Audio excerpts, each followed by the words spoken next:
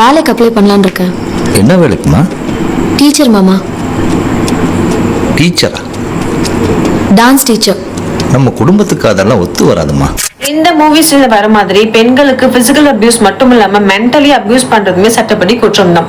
So இதுக்கு legally என்ன remedies இருக்குன்னு பார்க்கறதுக்கு முன்னாடி இது பூரா லீகல் இன்ஃபர்மேஷன்ஸ்க்கு மறக்காம நம்ம சேனலை ஃபாலோ பண்ணிக்கோங்க.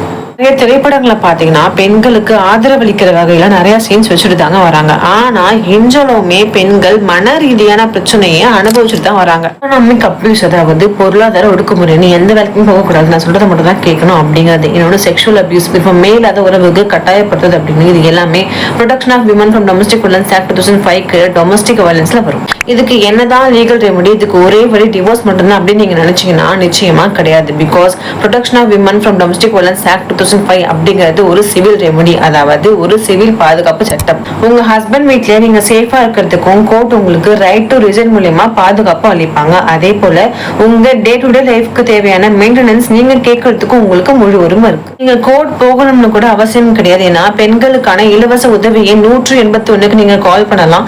அப்படி இல்லைன்னா உங்களுடைய டிஸ்ட்ரிக்ட் ப்ரொடெக்ஷன் ஆஃபீஸரை கான்டாக்ட் பண்ணலாம். சட்டம் நமக்கு தர பாதுகாப்பை பயப்படாம பயன்படுத்துங்க. இந்த வீடியோவை உங்க மேரேஜ் ஃப்ரெண்ட்ஸ் அண்ட் ஃபேமிலிக்கு ஷேர் பண்ணுங்க. அண்ட் இப்போ லீகல் கண்டென்ட்ஸ்க்கு மறக்காம ஃபாலோ பண்ணுங்க.